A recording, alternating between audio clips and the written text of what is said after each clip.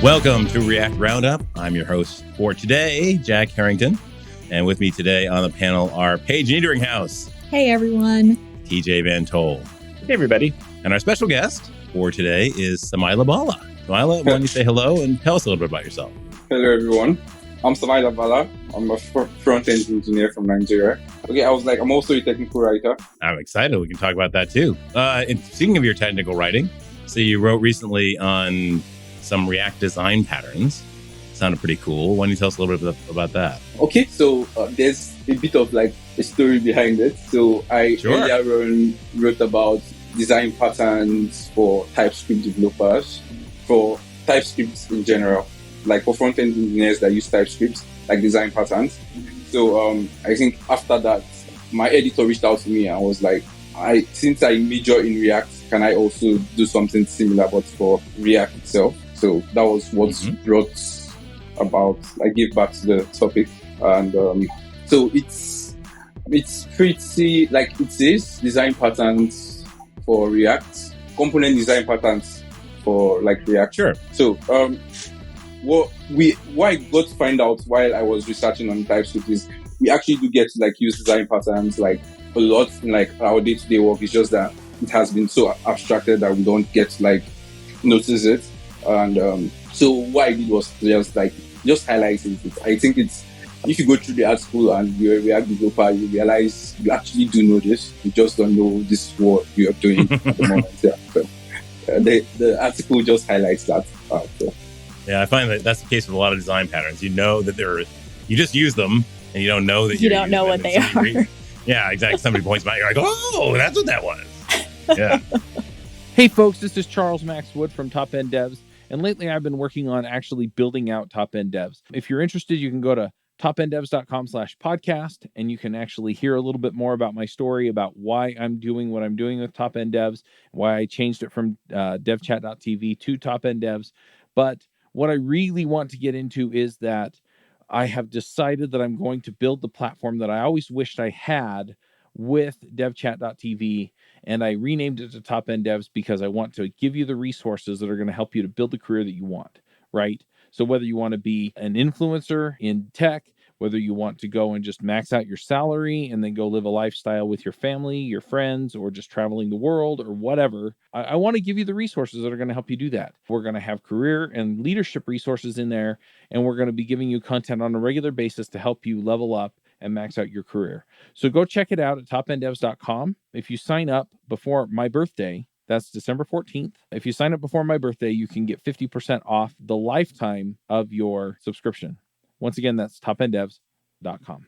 So can you go over some of the design patterns that you cover and maybe give us some examples? Because I think, like you said, a lot of people will recognize that they actually do know them once they hear what kind of some of them are. Okay, so I think the one that is actually the fun pattern that was more interesting for me to cover was the component pattern. So the first place I actually noticed it is the select elements in HTML. It's actually a compound pattern because you can't just use your select on its own. You can't use the option on its own. They have to be grouped together, like a parent and a child relationship. So you get to see all these UI frameworks. I get to dabble in some UI frameworks like Material UI and Chakra. So, and you also get to notice when you're creating navigations or when they also mock the form components, it's the same thing they do. So you have a navigation, if you're running navigation, let's say nav, and you have a nav item. So those two things go together. You can't use one outside of the other, which made me curious on how that was done. So I have to dig deeper and realized, okay, they share a common state together. This is why they have to work together so that you get the desirable result.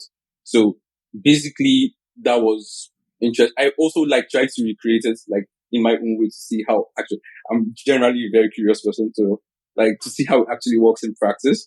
So that was a fun pattern for me. And I think it's my favorite so far. So yeah, it's interesting because I used to work on a library called Kendo React, which is a whole bunch of really complicated React components. And when we first started building that library, because our previous experience was with things like jQuery plugins, and the way jQuery plugins work, if you want to build a nav bar, it's like one nav bar API, and then you pass it everything you need. So when we started with React components, we tended to build, there's just a nav bar. And then you use that and you pass it a whole bunch of junk.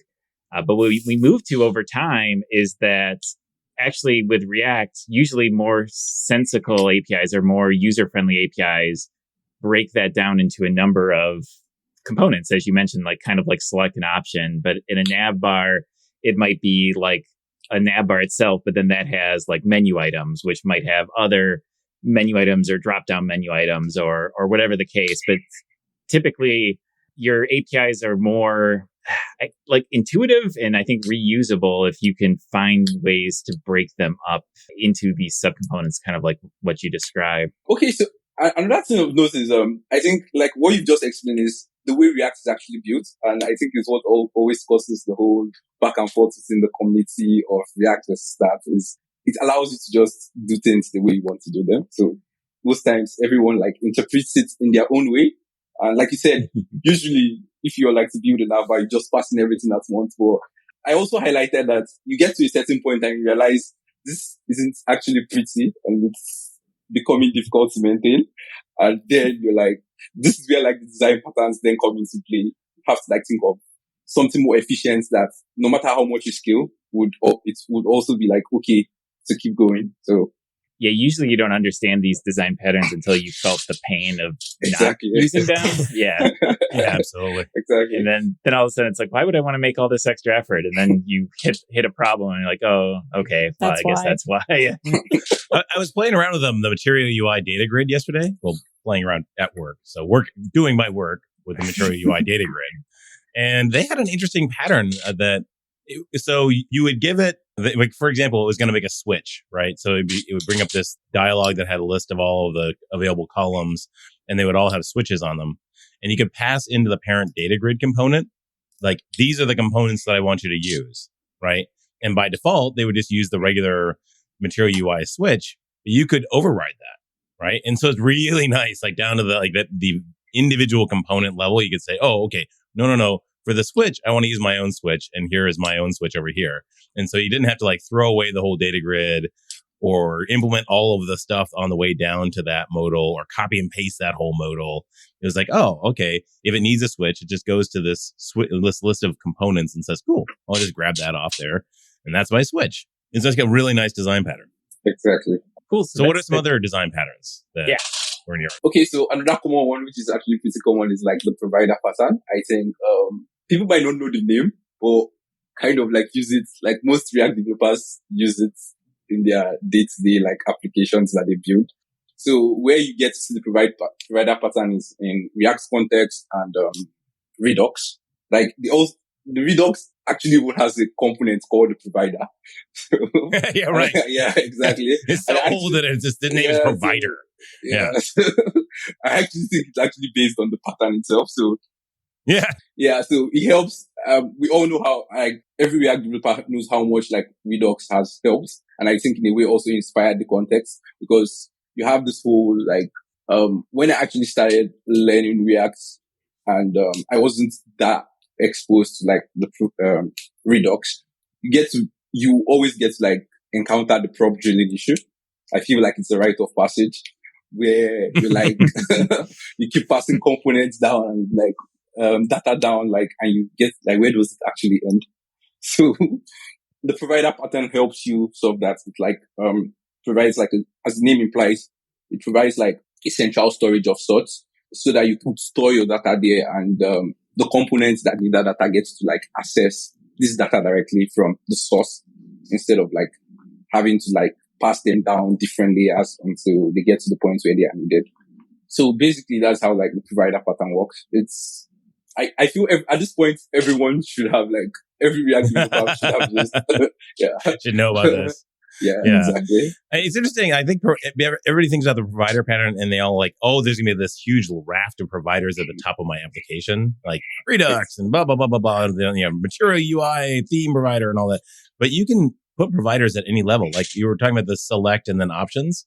You can have the select, the thing that you use to wrap the select, provide context down to all of those options. And that's a really nice, clean way to do that. Mm-hmm. Yeah. So one thing again about these patterns, I think I didn't get to highlight is you could also like combine them, like to form your own custom pattern. So, like you said, you could the compound pattern and let's say the provider pattern, you could like combine both together to like make sure so that you don't get to have because these patterns are actually like a guide. So sometimes if I get to use them, I realize it's actually a problem for you and not even a solution. So like like sometimes you get to see some React applications and like you said, you open the entry points to the application and you see a lot of providers. It's literally like a cascading tree down and it gets difficult to maintain, to be honest, over time. So you could combine like components together, like in a compound pattern kind of way, and also use like a provider for those compound components and make it look structured in a way so that you don't get to like see a cascade down of providers, each provider. I think it's a problem with some libraries. Like you get to see some libraries and some libraries have gotten to use like style components and because they create a provider for like each context or like in the application. So when you now want to like inspect the tree, like using a dev tools or something and trying to find out maybe where there's an issue, you now have to like start tracing, like you don't even know because it generates like generic names for these things, you can't even tell where exactly is my problem coming from. So there again, your provider pattern becomes like of a problem to you yourself. So I think the goal here is to like at each point know, okay, this is what is ideal for a particular use case, and also have the like wisdom to realize like know when it's no longer working for you and switch to something else. Mm-hmm. Yeah, I mean, lots of times I think it's basically a meme at this point, the like 10 levels of providers. And I think any large React app inevitably ends up somewhere near there, but it's also worth considering the alternative to that, right? The fact that you have those 10 providers keeps the rest of your components way cleaner than if they had to like drill or you're passing all that stuff down to components. So like, if you're building an inherently complex app, that complexity has to go somewhere, and having a bunch of providers isn't the worst way of dealing and managing that complexity. You can build it into the framework like they do with Angular with dependency injection. Yeah, for those of you listening, Jack just made a face that conveyed how he feels about that. So. I guess the only thing to be aware of, and this is something that isn't talked about as much as it used to be if you're using something like context, is that whatever you have triggering context, if you have multiple components that are all consuming it and changing variables on it, every time one of those children components changes context, it will cause the whole app to re-render, which can sometimes be a performance issue depending on how data heavy your application might be, in which case it probably makes more sense to break it up into multiple providers. But like we were saying, if you go ahead and do that, then you can more strategically place these smaller context providers just where they're affecting the particular components that they need to be instead of wrapping the entire application. So it's just something to be aware of, that it could cause performance issues, but I would say probably in 95% of the cases it won't. So go ahead and wrap it high up and make sure that everything has access at the beginning. And then if you need to, for performance reasons, you can always go back and refactor that later on. Yeah, I'd say like, especially if you have data that you know is going to be changing all the time, just be very careful, I guess, about where you place that. Like I think our tendency is to put every provider global just because it's easy, which sometimes you truly need global data because like if a signed in user changes, chances are your entire app does need to know about that. But lots of times other stuff, though, you can make more granular. So yeah. So that's the provider pattern. What else have you got for us? Okay, so I feel like I walked backwards from the third to the first. So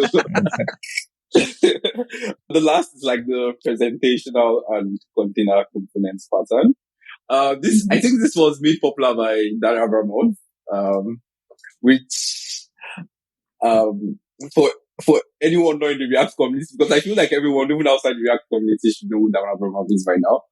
I think he works on the React core team, and I think was the developer of Redux. So, and he disclaimer, he no longer supports this pattern. Even if I still do feel it's still being used because I've seen it in quite some few places. Yeah. So in the presentational and container component pattern, this was when we had like class and like function components before React hooks, where like your components that needed states were kept separately from stateless components. So those components that needed states, we are now called the container components, and the ones that had nothing to do with states, we are just in charge of like the UI. We are called like the presentational components, or like things got to change when we had hooks. I still do feel it's important because even right now, while we have hooks, we still get to like separate this components and like keep components that don't fetch data, or like they're just still responsible for like presentation separately from the components that like need the business logic and all that. So that's like keep everything structured. So it might not be used in the same way he initially wrote about it, but I still do feel it's being used like a hybrid form of some sort. Yeah. Oh yeah. Go ahead, TJ. No, I think there's a lot of benefits. Like even if because the specifics can change depending on exactly what you're building and how you're building it, but just the idea of keeping logic out of your components that are doing the rendering is definitely has a lot of benefits. Just in addition to what you mentioned, it makes things like testing easier. If your template isn't doing logic and your logic is elsewhere, that makes it easier to test and just let your presentational components just be really, really stupid and render. It tends to make your like logic more reusable, because if you have like some logic hidden in a presentational component, well, you're not going to be able to use that for anything else. It's, buried deep in there versus having it someplace else that you could potentially leverage it elsewhere. So, like I said, even if the APIs matter, if Dan's opinion on these have changed, I think the general principle absolutely still applies. So what's his advice now? Is it hooks? Is it custom hooks? Okay, so it's his advice now is just you should know when to like use this. He's not like advocating for its use anymore. That is the way he intended it to be. So you should like just discard this and go with what you feel should be. Like he's not giving like a personal advice anymore on this. So then it was more, I think it became more of like a law then, because since he like advocated for that, everyone felt like it was the right thing to do. So he had to like come out to say, okay, at this point, it's since everyone like holds his opinion in high regard, at this point he's saying he doesn't think this is the right way anymore. Yeah, since like we now have hooks and function components can now have their own states. So that's just it. Yeah, for my own experience, since functional components has become the de facto way to write React, it makes a lot more sense to have the smaller pieces of components be presentational. So maybe if you have like a card that you're reusing across multiple pages, or buttons, or some smaller piece of an application that could be reused, inputs, tables, drop downs, what have you. Those, to me, it makes a lot of sense to keep those as presentational, because you just pass props into them and whatever functions they need or data they need to display, they can. But then, even the larger like page wide pieces of the application, you can use the functional hooks to pull in the application state or do the data transformations or whatever. But yeah, I kind of agree that it's less of an issue, I think, than it ever has been, because we can use state in whatever components we want to at this point. Exactly. Principle least surprise is what I like to go with. If it seems like it should just render stuff, then just render stuff. If it seems like it should be smart, then that's okay. If it's smart, just make it easy to manage the smarts. So you mentioned you did some TypeScript patterns. So which patterns did you cover for TypeScript? For 5 TypeScript listeners out there. Okay, I covered the singleton pattern, the observer pattern, the factory method pattern. Yeah, I think the factory method for React developers is a really good one. Just like that material UI thing I was thinking about earlier. Yeah, exactly. Like we also get to see it in like some UIs, like when the toast components, most UI frameworks use the factory method pattern because of the way it allows you to like, okay, so when you like create the toast component and you just get to like use the methods to that, like, so toast dot like show something of that nature to like show a toast component. So basically you're just using a factory method pattern that has been like encapsulated. Yeah. Just by somebody else. Yeah, exactly. Part of the framework. Hi, this is Charles Max Wood from Top End Devs, and lately I've been coaching some people on starting some podcasts and in some cases just taking their career to the next level. You know, whether you're beginner going to intermediate going to advanced, whether you're trying to get noticed in the community or go freelance, I've been helping these folks figure out how to get in front of people, how to build relationships, and how to build their careers and max out and just go to the next level. So if you're interested in talking to me and having me help you go to the next level, go to topenddevs.com/coaching. I will give you a 1-hour free session where we can figure out what you're trying to do, where you're trying to go, and figure out what the next steps are. And then from there, we can figure out how to get you to the place you want to go. So once again, that's topenddevs.com/coaching. Yeah, I'm trying to think, what are some specific ways you would use the factory pattern in your React app? I think for me, if you want it to be adjustable, what you create, as I mentioned earlier, like, okay, so I need to create a switch. So instead of just directly hard binding my component to that particular, my smart component, this other component, right? I'm going to loosen that coupling so that you can just tell me what you want. Like, hey, if it's a switch, I'll give you a switch. If it's a dialogue you want, I'll give you a dialogue.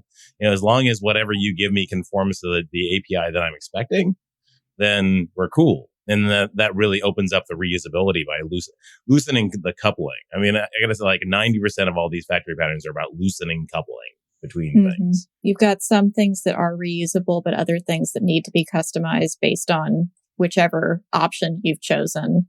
So a good example that I can think of is one that my old team was working on. We had a variety of different ordering types that you could do. So you could do like the subscription based, every 3 months, send me a new thing, or just the one-off, or a couple of different options like that. So there were some things that were included in all of them, like you needed the user's name, their address, their credit card information, things like that. But then you also had these different options to change. So we had kind of a generic factory that would create all the required things.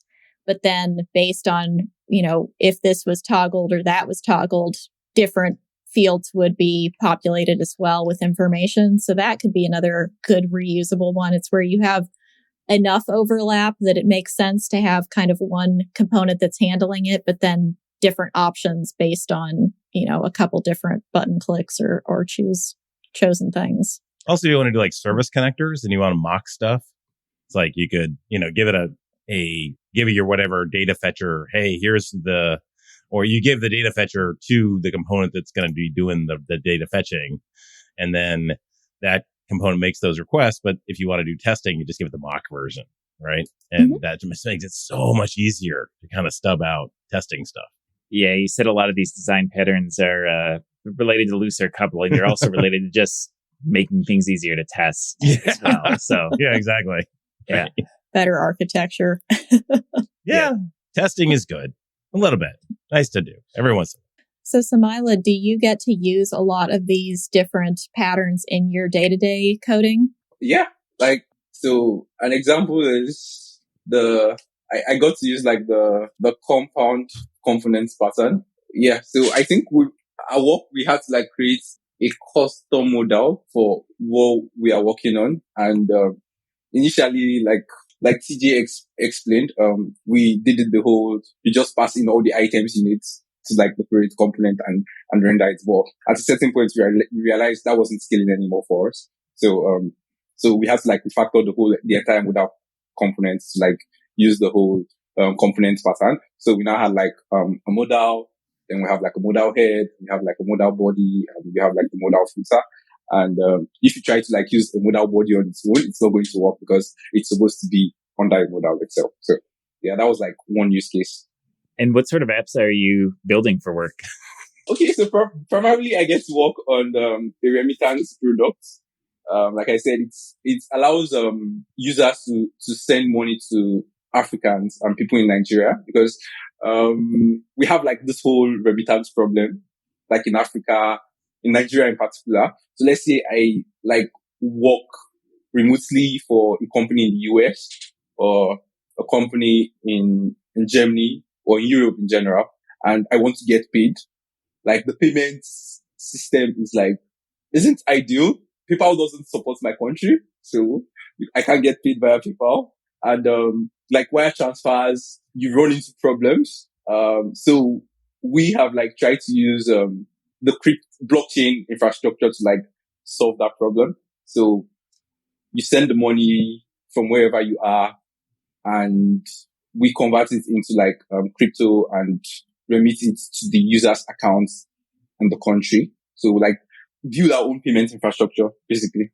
So to make it easier for Africans to be able to like receive money from anywhere in the world. That's fascinating. I can say firsthand that as having been part of companies that have tried to hire internationally, lots of times it's just an enormous HR hassle, unfortunately, like just because every place has different laws, different restrictions. And even though I think a lot of places are now far more open to remote, work anywhere you want, it's a struggle for companies to go over the legal hurdles, right? Like even if you might want the best person might be in Nigeria or might be wherever, but if it's going to cause a huge hassle to figure out how to pay that person, well, Right. then I'll take somebody who's less skilled, but that I don't have to deal with any of that nonsense around. So it's a fascinating idea to try to come up with better solutions for that. Exactly. So how has it been so far? Has it been extremely difficult to get this up and running, or was it a little bit smoother than you anticipated? It wasn't exactly smooth. So I think one thing I got to figure, like working on this product, it's my teammates and the rest of the company is the development aspect of the product sometimes might even look like the easiest part. You have to like go sometimes to like legal compliance to make sure like you're on the right side of the government.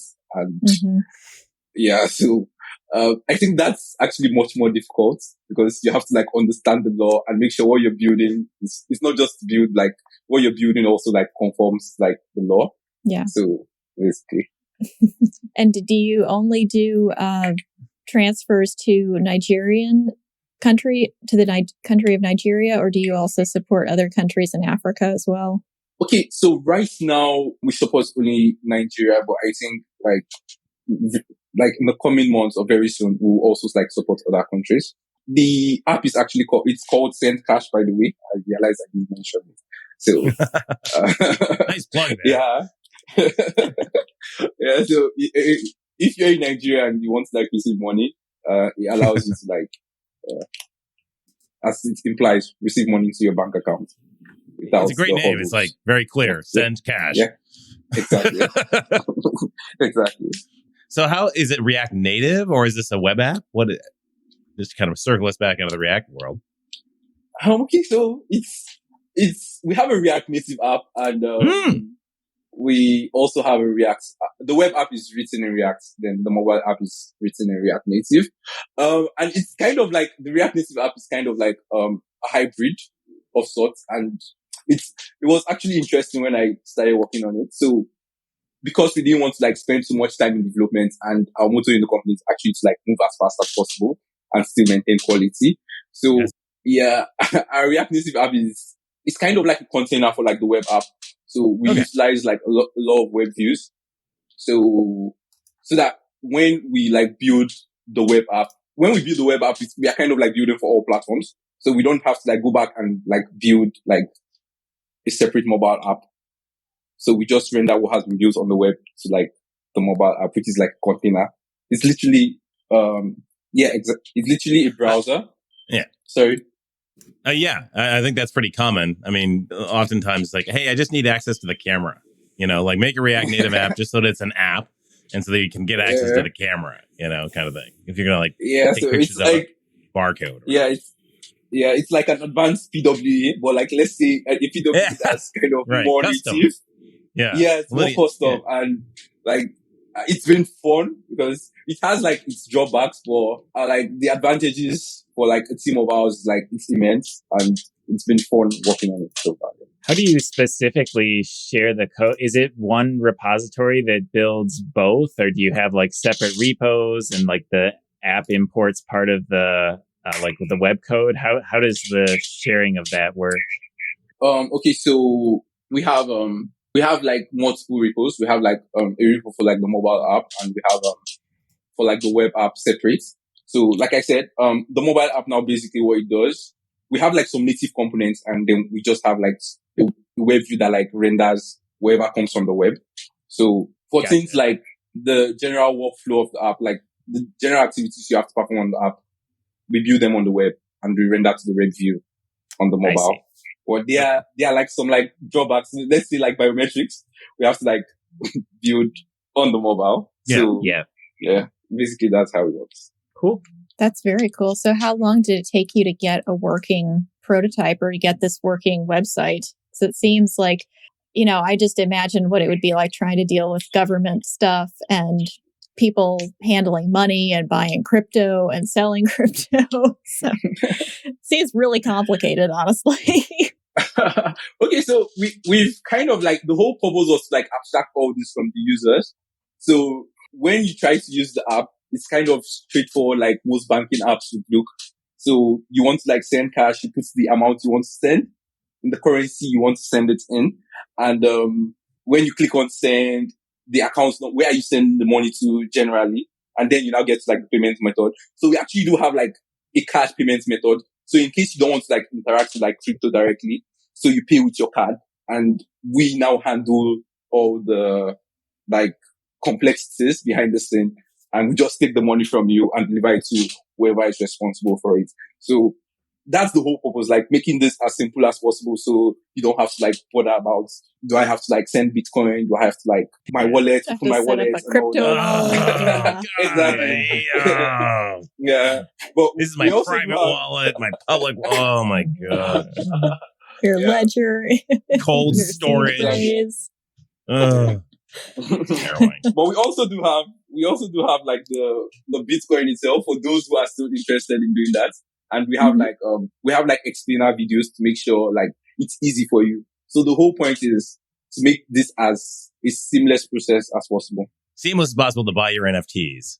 Because that's really where the money is. No. No, what? No. It's all about the NFTs, man. You got to get the picture of the monkey with the headphones and things. Actually, I am curious because do you just work on the front end side of things, or do you get to touch on any of the like craziness of the crypto and blockchain side of things at all? So I never get to like work on that. Like I think as I said, I had to like take conscious decisions like learn what happens behind the scene, because it's also been abstracted for like with the front end. Yeah, Like, which is good, so right? it's very good. Very good. So it seems like we are building, we all have like Web 2 and Web 3 page. So it seems like I'm building like normal Web 2 app. Yeah. So I don't get to like interact with like the Web 3 aspect, the blockchain aspect of the application. You're probably better off for that, I think. Yeah. The people who are writing the smart contracts, I don't know what they're doing over there, but Solidity seems to be very popular if you want to get into that kind of thing. You can learn that. Exactly. High demand. Yeah. A lot of interest in Web3 for sure. Yeah. A lot.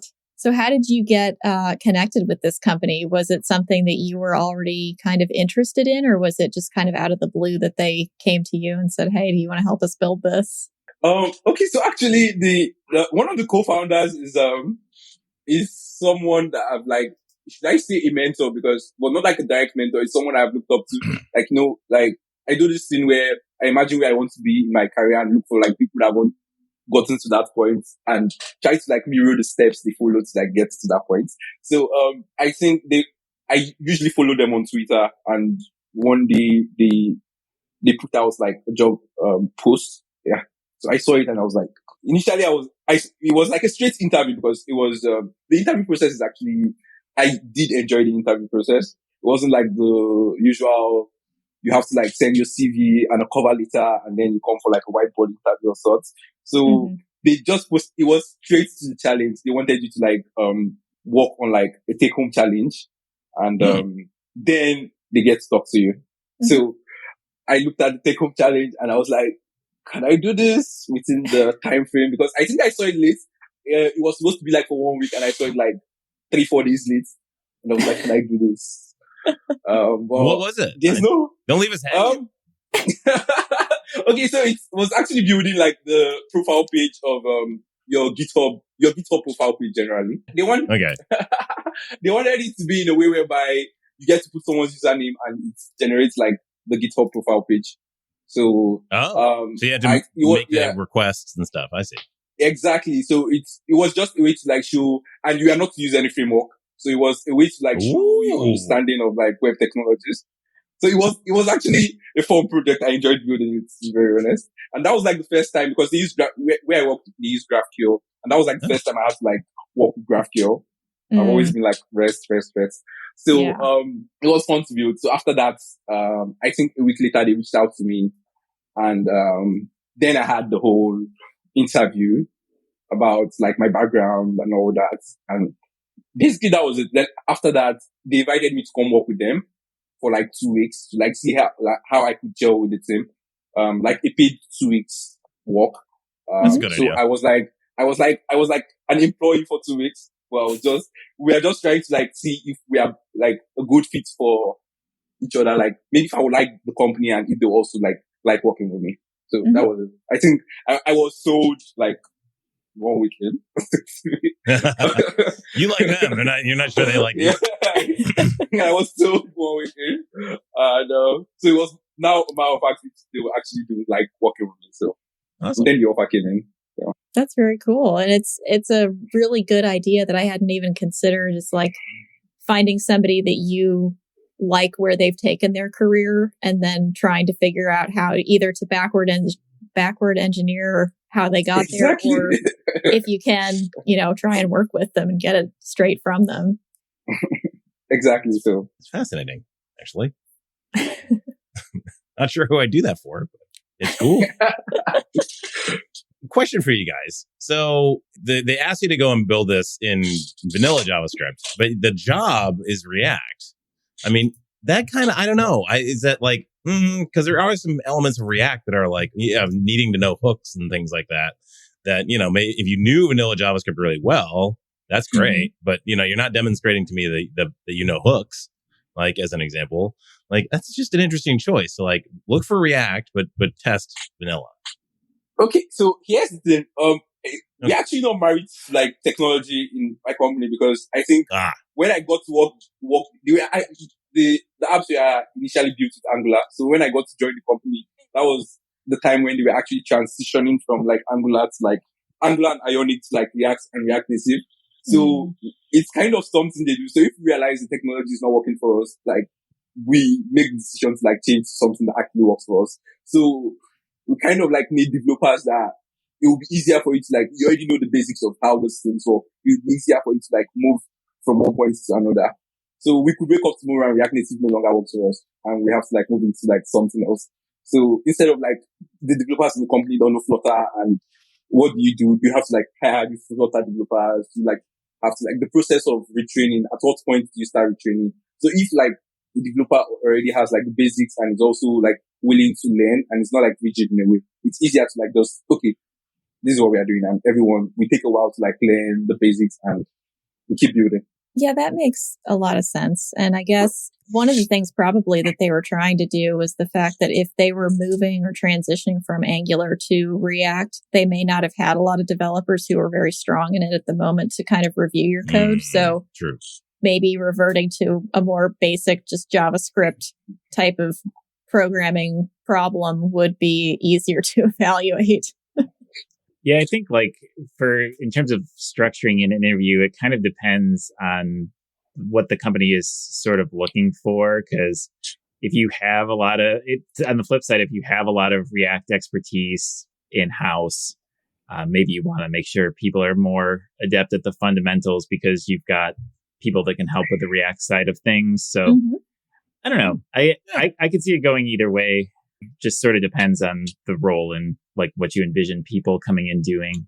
Yeah.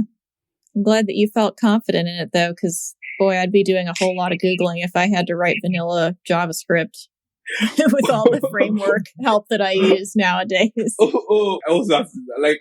also have to do that. I think I did that a lot. Like, so I forgot a lot of things. Like, I was like, how do you actually even create an element dynamically in JavaScript? So I had to like go back and refresh my knowledge about the DOM because React has like abstracted a lot of these things. Yeah. So, and I think at the end of the day, that was what they were looking for. Like just basic problem solving, because it didn't have to be perfect. It's just, okay, this is what you're looking for, and you know how to like get the solution to what you're looking for. Yeah, it's true. It's sort of an interesting way to give people something that they're probably not familiar with doing, just to see if they can go through the struggle of that and come out with something decent. I kind of exactly. Yeah. Well, speaking of introducing people to things that they're not familiar with, I think this is a good time to talk about picks for the week. What do you guys think? Yeah. All right. Let's do it. Hey, folks, if you love this podcast and would like to support the show, or if you wish you could listen without the sponsorship messages, then you're in luck. We're setting up new premium podcast feeds where you can get all of the episodes released after Christmas 2020 without the ads. Signing up will help us pay for editing and production, and you can go sign up at devchat.tv/premium. That's almost a Paige Niederinghouse level segue there. It's fine. All right. Speaking of Paige Niederinghouse, Paige, what do you got for us for a pick for this week? My pick is going to be a technical pick this week, and it is going to be the Netlify CLI. So if you're not as familiar with Netlify, it is one of the many hosting platforms that's out there. It's great for Jamstack applications in particular. And they've just made it really, really easy to get a project from a GitHub repo to a living, breathing website. So I've been using it personally for my Gatsby website for, I don't know, a year and a half, 2 years. I made an update this weekend. The Gatsby website was a couple versions behind, so I spent some time hacking around and getting it upgraded to the latest and greatest. And when I did that, the one-click deploy on Netlify broke. And after trying to roll back a couple of versions and seeing that this was an issue that a lot of Gatsby users who've upgraded to V4 have been having, the way that I finally found a workaround was to use the Netlify CLI on my local machine to build my production repo and then push it to prod that way. There's something with Gatsby's new image processor that's a little bit memory intensive, and it seems like Netlify just can't quite handle it. So that was the only solution that I found that worked for me. So I'm going to say that, I looked at some different cloud hosting platforms, really didn't want to go through the hassle of switching, and finally figured out that this, was worth a shot. And then lo and behold, it worked. So I hope that that's something that gets fixed, and soon the one-click deploy will work again. So I can just push to the master branch and let it go. But until it does, this was a really good solution, and I'm glad it was out there. So Netlify CLI, if you need some manual help or you want to try and do it from your local machine instead of depending on GitHub. Yeah, Netlify is awesome. All right, TJ, what's your pick? Yeah, I'm going to go with a technical pick as well. This week, actually, I'm going to pick Platform.io. So this is a service that it's really for any IoT listeners or anyone who's tinkered in that space before. If you've ever tried to get an Arduino environment up and running, you might know that you have to install a bunch of crazy stuff, and it's not as easy as you might like it to be. And Platform.io actually is a service that kind of does all that for you. And they're now written as a VS Code extension. Ooh. So you can just install the extension. You basically choose which Arduino board you want, and then it behind the scenes installs everything and figures out how to deploy code there. So you can just write code in VS Code and deploy it straight to Arduino and let it take care of all the wonkiness that goes into actually compiling code and pushing them out to these devices. So it's pretty slick. So if you are tinkering in that space at all, I'd recommend checking it out. I'm going to send that to my daughter right now, because she sent me a picture of this breadboard that she put together last night with an Arduino attached to it and all kinds of wires hanging out all over the place. So I'm sure she'd love that. And she uses VS Code, so that's good. It's cool, and it's seemingly completely free. I don't know like how they make money. It looks like there's like a for business link on their site. So maybe, I don't know, maybe for professional stuff there, but I never had to pay anything to try it out and it worked great. You're not selling your data to you. Yeah. All right. Samaila, what kind of pick you got for this week? Okay, so I would also go technical, and my pick is kind of what gets in much more traction right now, and that's like the remix itself. So I think I was working on an article recently, and I had to like work with remix, and it was so much fun to use, like so much fun. I could understand the hype behind it, and I just what I love so much about it is the way they try to like most frameworks just try to like follow what React does and build around it. They went outside the box. Like the whole way they do data fetching is just so awesome. And it was so fast and slick. So yeah, Remix is great. Cool. If you haven't tried it, you should definitely try it. Oh, I'm going to break the mold. And my pick this week is going to be non-technical. Nintendo is coming out with the Nintendo Sports for Switch. So if you remember the good old days of Nintendo Wii Tennis, Wii Bowling, and Wii Ping Pong, I don't know what they were. It was just so awesome. I remember playing that with my kid back in the day, trying to compete over who could get, the best bowling score and stuff. It was just so much fun. So I think that comes out soon. Well, by the time this podcast comes out, it'll be out. So yeah, I'm excited. How's that going to work with the motion controls? Is like it's built in the Wiimotes. Sorry, the Wiimotes or the new whatever the remotes. Oh yeah, the like what are those called?